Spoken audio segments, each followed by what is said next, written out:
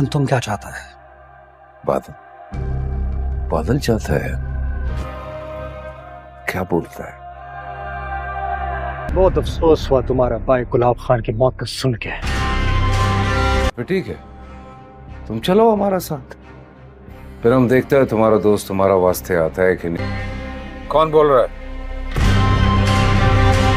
سرکار اسی کا ہوتا ہے جو کرسی پہ ہوتا ہے۔ میں بادل خان۔ بادل خان ہمارا بات سنو تو۔ اور تم کرسی پر ہے، لیکن ہمیں بھی تو اوپر جواب دینا ہوتا ہے۔ گلاب خان سے ہمارا رابطہ نہیں ہو پا رہا ہے، ہم کو لگتا ہے خیر نہیں ہے۔ ہوا کیا ہے یہ تو بتاؤ۔ پاگل ہو گئے ہو کیا؟ لالا چھوڑ دو ہم کو، ہم مار دے گا اس کا۔ تم جہاں بھی ہے اپنا حفاظت کرو۔ گلاب خان کا فون پہ ہمارا بادل سے بات ہوا ہے۔ پاگل ہو گئے ہو تم کیا؟ ہاں پاگل ہو گیا ہے، اور وہ آدمی جس نے بادل کو دیکھا بھی ہے ہم مار دے گا اس کو۔ بہو کنا اوپر جواب دینے کا واسطے یا پھر صرف تمہارا عقل میں وفا کا بھوت سوار ہے؟ مرنا ضروری ہے۔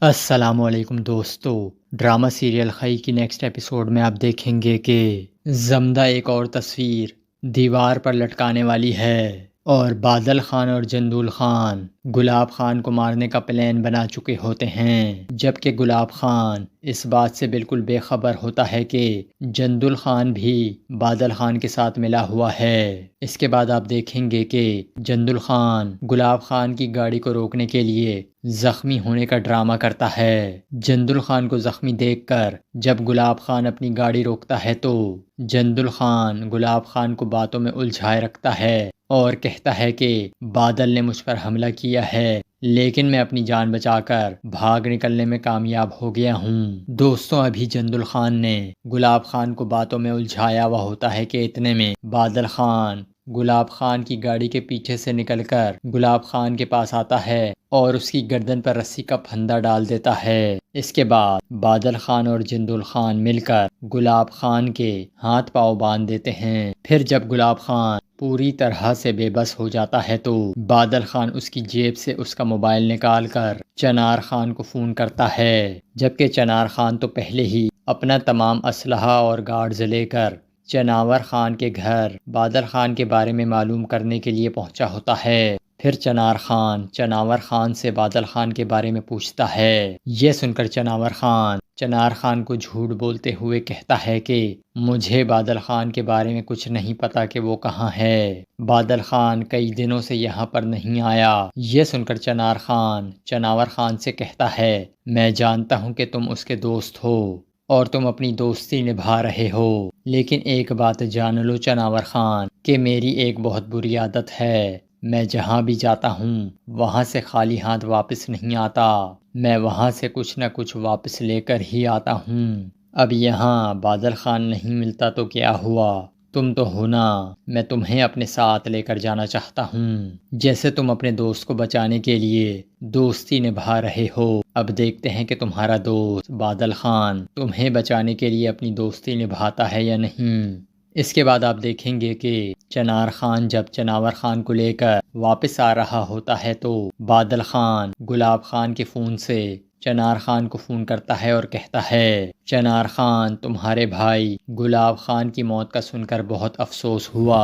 یہ سن کر چنار خان حیرانگی سے پوچھتا ہے تم کون بات کر رہے ہو؟ تو بادل کہتا ہے میں بادل خان بات کر رہا ہوں۔ بادل خان کا نام سنتے ہی چنار خان بادل سے کہتا ہے بادل خان اگر گلاب خان کو کچھ بھی ہوا تو میں تمہیں زندہ نہیں چھوڑوں گا، کہ اتنے میں بادل خان فون رکھ دیتا ہے۔ اس کے بعد آپ دیکھیں گے کہ بادل خان اور جندول خان پہلے ہی گلاب خان کو گاڑی کے ساتھ باندھ چکے ہوتے ہیں۔ اس کے بعد وہ دونوں گلاب خان کی گاڑی کو دریا میں پھینک دیتے ہیں، جس کی وجہ سے گلاب خان کی موت واقع ہو جاتی ہے۔ ادھر چنار خان کو یہ لگ رہا ہوتا ہے کہ اس کے ساتھ کسی نے مذاق کیا ہے۔ اس کے بعد یہی سوچ کر وہ اپنے باپ دوراب خان کو فون کرتا ہے اور کہتا ہے بابا گلاب خان کہاں ہے؟ یہ سن کر دوراب خان کہتا ہے کیا بات ہے چنار خان، خیریت تو ہے نا؟ یہ سن کر چنار خان کہتا ہے خیریت نہیں ہے، ابھی گلاب خان کے نمبر سے مجھے بادل خان نے کال کی تھی، آپ اپنے آپ کو جلد از جلد کسی محفوظ مقام پر منتقل کریں، میں گلاب خان کا پتہ کرنے جا رہا ہوں۔ یہ کہہ کر وہ فون رکھ دیتا ہے۔ تھوڑی دیر بعد وہ اسی دریا کے کنارے پہنچ جاتا ہے جہاں پر بادل خان اور جندول خان نے گلاب خان کی گاڑی کو دریا میں پھینکا تھا، لیکن چنار خان اپنے بھائی تک پہنچنے میں بہت دیر کر دیتا ہے۔ تب تک گلاب خان کی موت ہو چکی ہوتی ہے۔ چنار خان پر تو قیامت ٹوٹ پڑتی ہے۔ اسے اس بات کی سمجھ نہیں آ رہی ہوتی کہ وہ گلاب خان کی موت کی اطلاع اپنے گھر والوں کو کیسے دے گا۔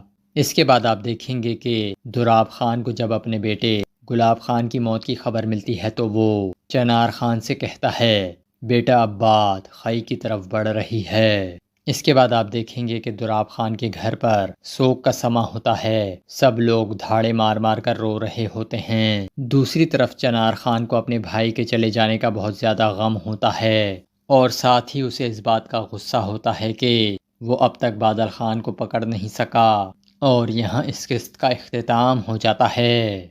ارطغرل پر تشدد جاری تھا۔ اسے ایک شکنجے میں جکڑ کر پانی میں غوطے دیے جا رہے تھے کہ شہاب الدین کے ایک وفادار سپاہی نے قید خانے میں پہنچ کر باقی سپاہیوں کو کھانے کے لیے باہر بھیج دیا اور موقع ملتے ہی ارطغرل کو شکنجے سے آزاد کرانے میں کامیاب ہو گیا۔ اس مقصد کے لیے اس نے اپنے ہی ایک سپاہی کو موت کے گھاٹ بھی اتار دیا تھا۔ آپ جلدی سے سپاہی کی وردی پہن لیں، ہمیں فوراً یہاں سے نکلنا ہوگا۔ اس نے ارطغرل سے کہا۔ کچھ دیر بعد ارطغرل اس سپاہی کے ساتھ زندان سے باہر آ گیا۔ اسی دوران کماندار ناصر بھی وہاں پہنچ گیا۔ جب اس نے زندان کو خالی دیکھا تو غصے سے آگ بگولا ہو گیا اور سپاہیوں کو ہر طرف پھیل کر ارطغرل کو ڈھونڈنے کا حکم دے دیا۔ اس نے اپنے سپاہیوں کو سختی سے ہدایت کی تھی کہ ارطغرل کے فرار کی خبر کسی صورت العزیز تک نہیں پہنچنی چاہیے۔ ادھر ارطغرل اس سپاہی کے ساتھ آگے بڑھتا چلا جا رہا تھا۔ بس میری حد یہیں تک ہے محترم، آپ اس طرف چلے جائیں، سیدھا ناصر کے کمرے کی طرف نکلیں گے، بہت خطرناک آگ میں کود پڑے ہیں آپ، خدا آپ کی حفاظت کرے۔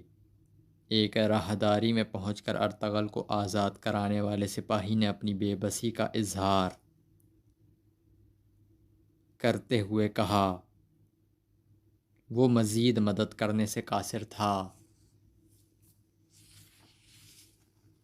یاقوت نے صحیح کہا تھا، تم واقعی دلیر آدمی ہو۔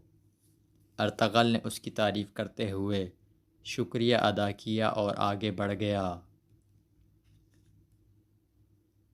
ابھی وہ چند قدم آگے بڑھا تھا کہ سامنے سے آنے والے دو سپاہیوں نے حملہ کر دیا۔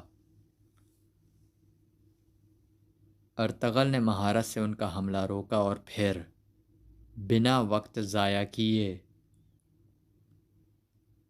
دونوں کو موت کے گھاٹ اتار دیا۔ ان سے فارغ ہونے کے بعد جلد ہی وہ ناصر کے کمرے میں موجود تھا۔ اسے وہاں پہنچے چند لمحے گزرے تھے کہ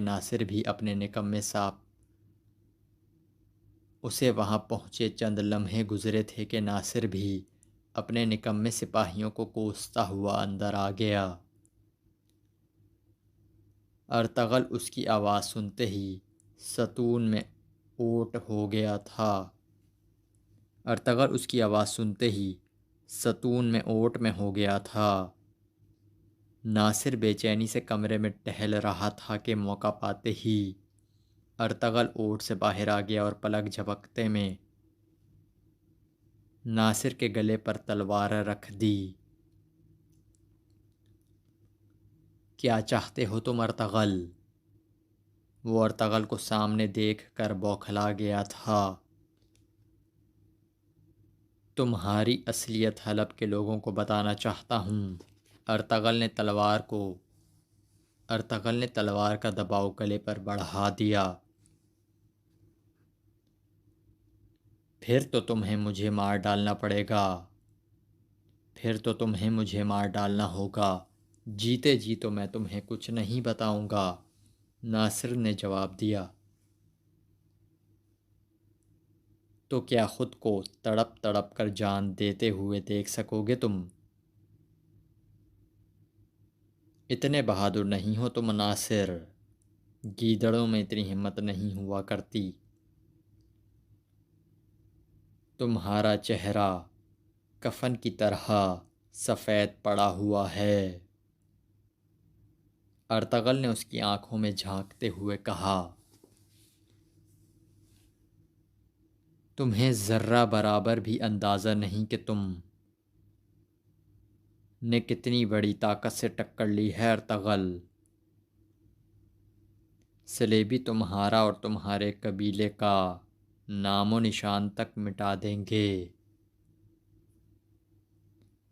مارنا چاہتے ہو تو مار دو مجھے، ذرا خوف نہیں مجھے۔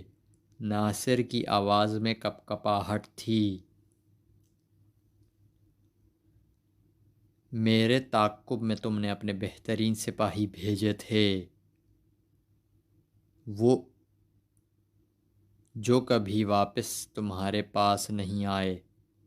مجھے تو ان کی تعداد بھی یاد نہیں، وہ سب میرے نزدیک خارش زدہ کتوں سے زیادہ اہمیت نہیں رکھتے تھے۔ تم بھی انہی میں سے ایک ہو۔ جہاں اتنے مار دیے وہاں ایک اور سہی، مجھے کوئی فرق نہیں پڑتا۔ ارطغرل اس کی گردن کاٹنے ہی والا تھا کہ ناصر نے نئی چال چل دی۔ اگر میرا بال بی بی کا ہوا تو جس کی خاطر تم نے اتنی اذیتیں سہی ہیں وہ شہزادی حلیمہ اپنی جان سے ہاتھ دھو بیٹھے گی۔ تم کہنا کیا چاہتے ہو؟ ارطغرل چونکا۔ کیا تم ہمیں بیوقوف سمجھتے ہو ارطغرل؟ ہر بات پر نظر ہے ہماری۔ اگر مجھے کچھ بھی ہوا تو شہزادہ نعمان، حلیمہ سلطان، اس کا بھائی شہزادہ یگد اور تمہارا ساتھی ترگت سب اپنی جان سے جائیں گے۔ میں نے یہ سب کچھ بہت پہلے ہی سوچ رکھا تھا۔ کماندار ٹائٹس کا تیر تو حلیمہ سلطان کی جان نہ لے سکا، مگر میرے پاس بے شمار آدمی ہیں محل میں یہ کام کرنے کے لیے۔ یہ سن کر ارطغرل نے ایک گہری سانس لیتے ہوئے تلوار پیچھے کر لی۔ کیا ہوا ارطغرل؟ ہاتھ کانپنے لگے ہیں کیا میری گردن کاٹتے ہوئے؟ مرد بنو، خوفزدہ کیوں ہو گئے؟ مارنا ہے تو مار ڈالو مجھے۔ ناصر طنزیہ انداز میں مسکرایا۔ پہلے ایک ایک کر کے میں تمہارے وفاداروں کو مار ڈالوں گا، پھر قسم کھاتا ہوں کہ تمہیں اپنے ہاتھ سے قتل کروں گا۔ ارطغرل کی بات مکمل نہیں ہوئی تھی کہ کماندار ناصر کے دو سپاہی اندر آ گئے۔ جیسے ہی انہوں نے ناصر کو مشکل میں دیکھا وہ ارطغرل پر حملہ آور ہو گئے۔ ارطغرل بھی چوکس تھا، اس نے چند لمحوں میں ہی ان دونوں کو موت کے گھاٹ اتار دیا۔ ناصر کو وہیں چھوڑ کر ارطغرل کمرے سے باہر آیا تو دور سے آنے والے سپاہی اس کے تعاقب میں دوڑ پڑے۔ ارطغرل تیزی سے آگے بڑھا اور پھر ایک راہداری میں مڑتے ہی سامنے دکھائی دینے والے کمرے کی طرف لپکا، لیکن اس لمحے وہ دیکھ چکا تھا کہ ایک جوان لڑکی اسے وہاں چھپتا دیکھ چکی تھی۔ چند لمحے میں تعاقب کرنے والے سپاہی بھی وہاں پہنچ گئے تو لڑکی نے چلا کر محافظوں کی توجہ دوسرے راستے کی طرف مبذول کرا دی اور وہ سب اسی طرف نکل گئے۔ ان کے جاتے ہی لڑکی آگے بڑھی اور ارطغرل کو کمرے سے نکال کر اپنے ساتھ ایک محفوظ مقام پر لے گئی۔ یہاں آپ بالکل محفوظ ہیں، اس جگہ کا علم کسی کو نہیں ہے۔ آپ کون ہیں؟ ارطغرل نے پوچھا تو لڑکی دھیرے سے مسکراتے ہوئے بولی، میں لیلا ہوں، آپ نے جس شخص کی جان بچائی میں ان کی بھانجی ہوں۔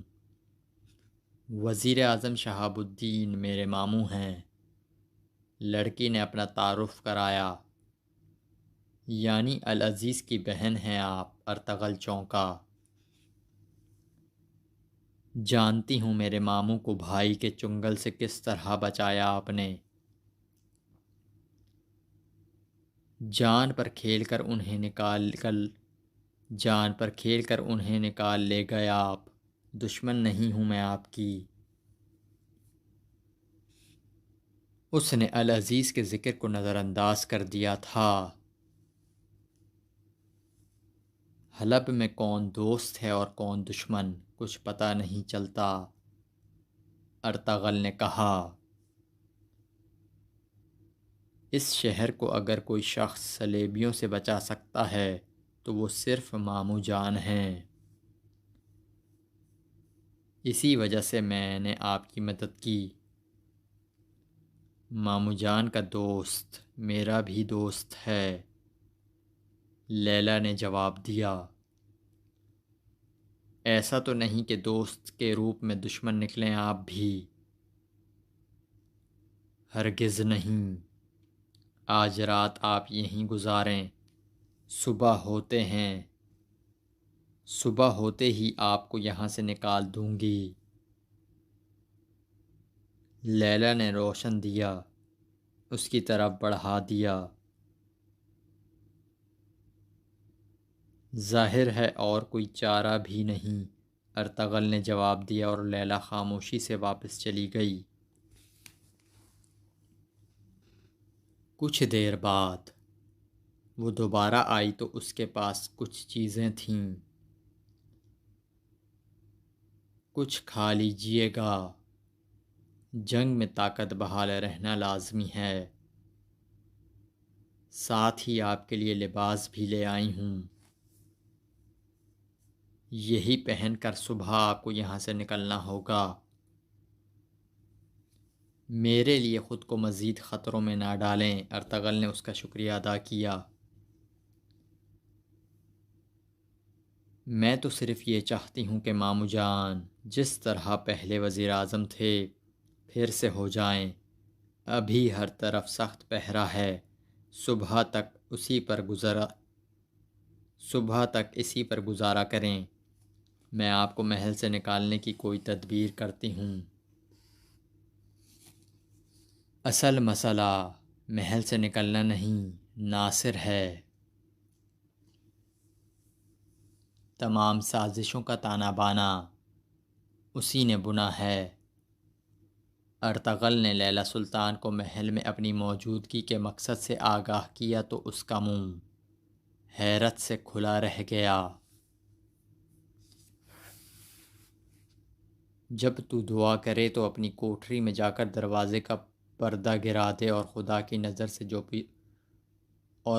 نظر سے جو پوشیدہ ہے دعا کر، تب تیرا خدا جو پوشیدگی میں دیکھتا ہے تجھے اجر دے گا، اور تو بت پرستوں کی طرح رٹے رٹائے جملے نہ دہرایا کر، وہ لوگ یہ سمجھتے ہیں کہ بہت بولنے کے باعث ان کی دعائیں سنی جائیں گی۔ تو ان کی مانند مت بن، کیونکہ تیرا رب تیرے مانگنے سے پہلے ہی تیری تمام حاجتوں سے واقف ہے۔ تو یہ دعا کیا کر کہ اے میرے رب،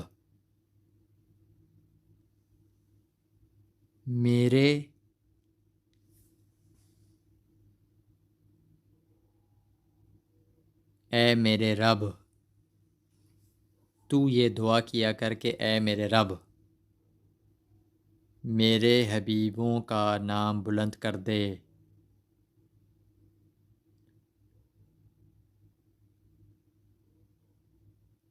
اے میرے رب، میرے حمایتیوں کا نام بلند کر دے، میرے ساتھیوں کا نام بلند کر دے، آمین۔ ایزادورا نے دعا مکمل کر کے صلیب کا نشان بنایا اور یگت کی جانب دیکھا۔ ان دنوں یگت اسی کے زیر نگرانی تھا۔ وہ دھیرے دھیرے اسے عیسائیت کی طرف راغب کر رہی تھی۔ یہ ذمہ داری استاد اعظم اور کارڈنل تھامس نے اسے سونپی تھی۔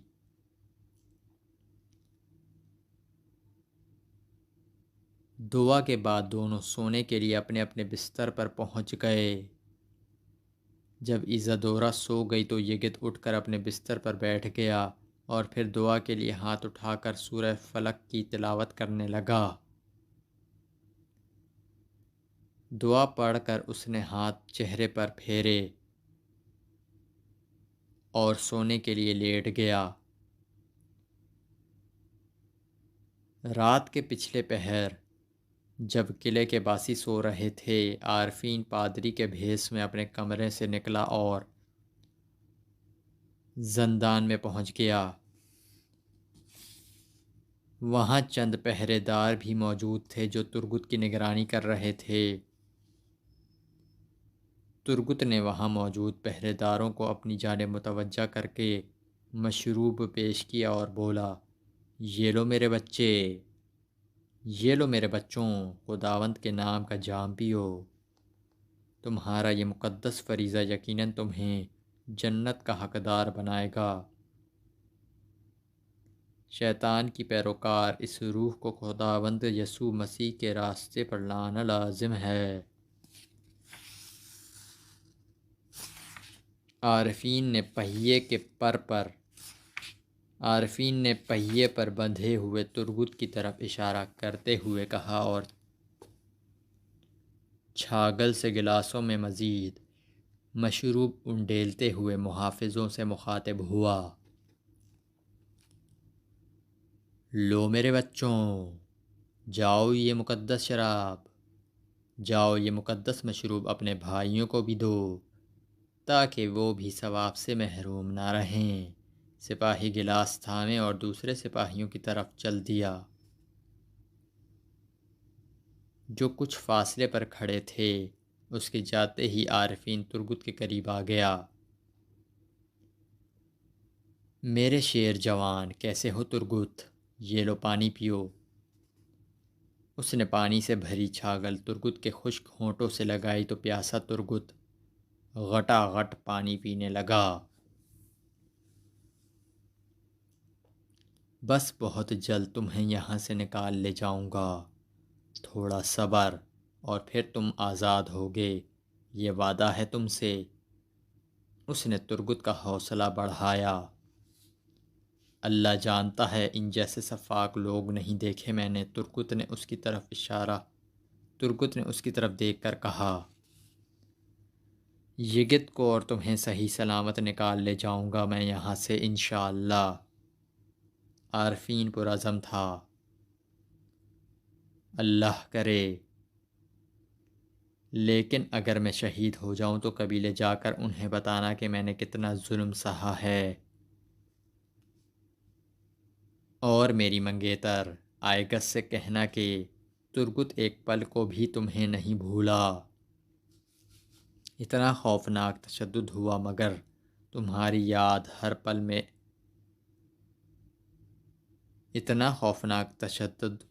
اتنا خوفناک تشدد ہوا مگر تمہاری یاد ہر پل میں ساتھ رہی۔ آئگس کو یقین دلانا کہ میں اس سے بہت بہت محبت کرتا ہوں۔ انشاءاللہ یہ سب تم خود کہو گے آئگس سے۔ تم سے وعدہ ہے میرا، بہت جلد آزاد کرا لوں گا تمہیں۔ عارفین نے اسے پانی پلایا اور واپس جاتے ہوئے بولا، یا صبور پڑھتے رہو، یا صبور۔ یہ کہہ کر عارفین واپس چلا گیا اور ترگت یا صبور کا ورد کرنے لگا۔ وہاں سے عارفین کا رخ ایزادورا کی آرام گاہ کی طرف تھا۔ وہاں اسے یگت سے ملنا تھا۔ عارفین دروازہ کھول کر دبے پاؤں اندر داخل ہو گیا۔ ایزادورا اور یگت گہری نیند سو رہے تھے۔ اس نے احتیاط سے یگت کو جگا کر خاموش رہنے کا اشارہ کیا اور اس کا ہاتھ تھام کر کمرے سے باہر لے آیا۔ یگت غور سے سنو، تمہیں ایک بہت اہم کام کرنا ہے۔ کیسا کام؟ یگت چونکا۔ تمہیں مارکوس سے زندان کی چابی حاصل کرنی ہے، کسی بھی طرح۔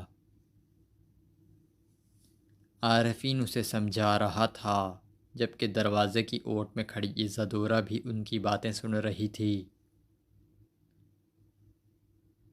اگلے روز جب استاد اعظم قلعے میں ایک عبادت کے دوران دعا کروا رہے تھے تو ایزادورا بھی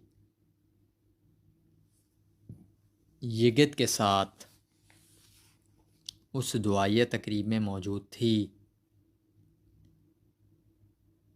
اس وقت یگت مارکوس کے ساتھ کھڑا تھا۔ جیسے ہی سب لوگ عبادت میں مصروف ہوئے، یگت نے مہارت سے مطلوبہ چابی مارکوس کے لباس سے علیحدہ کر کے اپنے قبضے میں لے لی۔ ایزادورا جو کہ بظاہر دعا میں شریک تھی، یگت کی اس کارروائی کو دیکھ لینے کے باوجود خاموش رہی تھی۔ اس کام سے فارغ ہو کر ایزادورا نے یگت کو کمرے میں چھوڑا اور خود اس صحن میں پہنچ گئی جہاں ترگت کو پہیے سے باندھ کر چکر دیے جاتے تھے۔ اس نے قریب پہنچ کر ترگت کے چہرے پر پانی سے چھینٹے مارے۔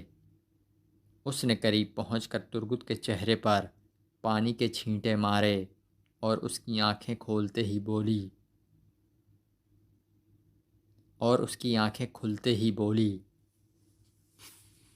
خاصے سخت جان ہو تم۔ یہاں سب کو اس بات کا اندازہ ہو چکا ہے، توقع سے کہیں زیادہ برداشت ہے تم میں۔ اتنی اذیتیں دیں مگر مذہب نہیں چھوڑا تم نے، آفرین ہے۔ یہ بہادری کی نشانی ہے اور میں بہادروں کو پسند کرتی ہوں۔ ایزادورا بولے چلی جا رہی تھی لیکن ترگت نے اس کی باتوں پر بالکل توجہ نہیں دی۔ چنانچہ وہ چند لمحے توقف اختیار کرنے کے بعد گویا ہوئی، تم بولتے بھی بہت کم ہو، مگر ایک نام سن کر یقیناً تم بول اٹھو گے، آئگس۔ بے ہوشی کے عالم میں بار بار یہی نام لے رہے تھے تم۔ کیا وہ تمہاری محبوبہ ہے؟ ایزادورا کی یہ کوشش بھی ناکام رہی تھی۔ ترگت اب بھی خاموش تھا۔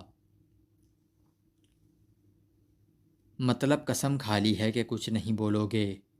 ٹھیک ہے تو میں جا رہی ہوں۔ ایزادورا مایوسی کے عالم میں دروازے کی طرف بڑھی۔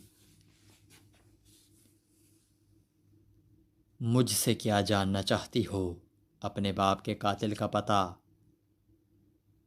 ہاں، بابا کے بارے میں زندان میں کبھی داخل نہیں ہوئی، مگر جانتی ہوں وہاں جونی نامی ایک قیدی ہے۔ زندان میں تو بس ایک مسلمان قیدی ہے جس کا نام عمر ہے۔ اس قیدی سے تم صرف ایک بات پوچھنا کہ وہ ایزادورا نامی کسی لڑکی کی ایزادورا نامی کسی لڑکی کو جانتا ہے۔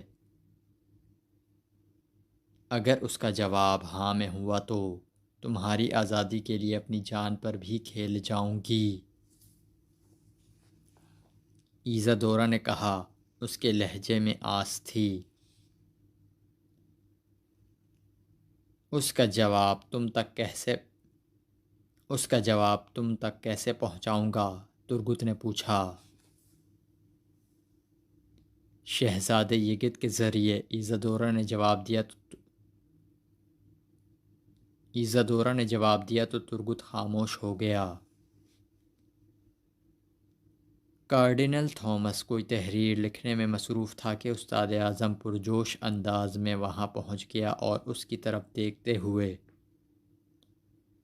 طنزیہ لہجے میں مخاطب ہوا۔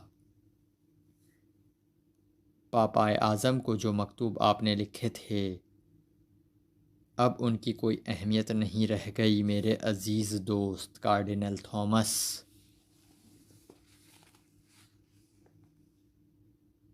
ظاہر ہے جب یہ معلوم ہو گیا تمہیں تو یہ بھی جان لیا ہوگا کہ میں نے کیا لکھا تھا، پیٹروچو۔ کارڈینل تھامس کا لہجہ پرسکون تھا۔ دیکھ لیا آپ نے جاسوسی کا کیسا نظام ہے ہمارا۔ ہمارے وسائل لامحدود ہیں اور ساری دنیا پر صلیبی حکمرانی قائم کرنے کا ہمارا جو منصوبہ ہے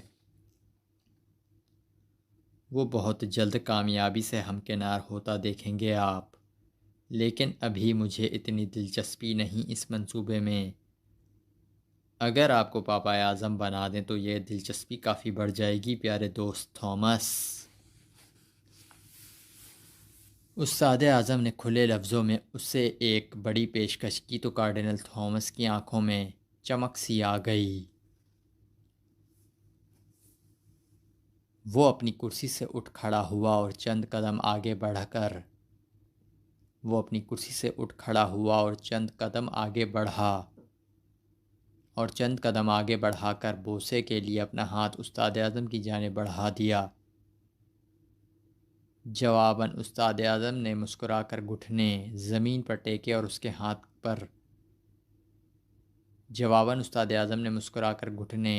پر ٹیکے اور اس کے ہاتھ پر بوسہ دے دیا۔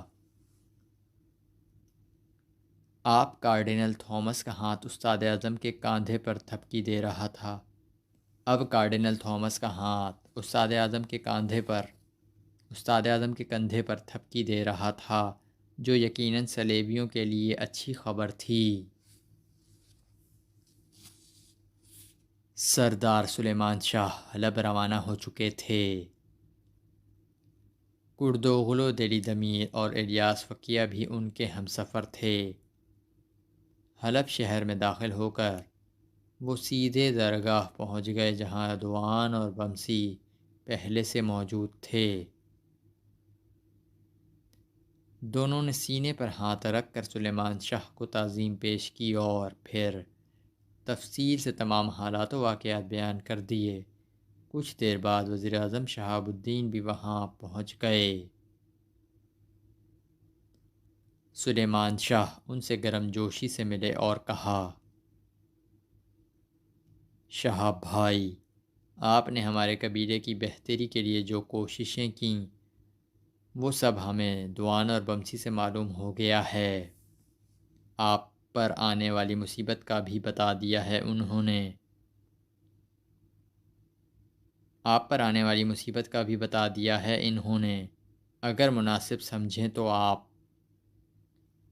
اگر مناسب سمجھیں تو ہم آپ کو ایسی جگہ لے جاتے ہیں جہاں آپ بالکل محفوظ ہوں گے۔ آپ ہمارے قبیلے کے پڑاؤ چلیں، وہاں صلیبی تو کیا کوئی دشمن بھی آپ تک نہیں پہنچ پائے گا انشاءاللہ۔ سلیمان شاہ، اس محبت کا بے حد ممنون ہوں میں۔ آپ لوگ پہلے ہی بہت مشکل میں ہیں میں ان مشکلات میں اضافہ نہیں کرنا چاہتا۔ شہاب الدین نے محبت سے کہا،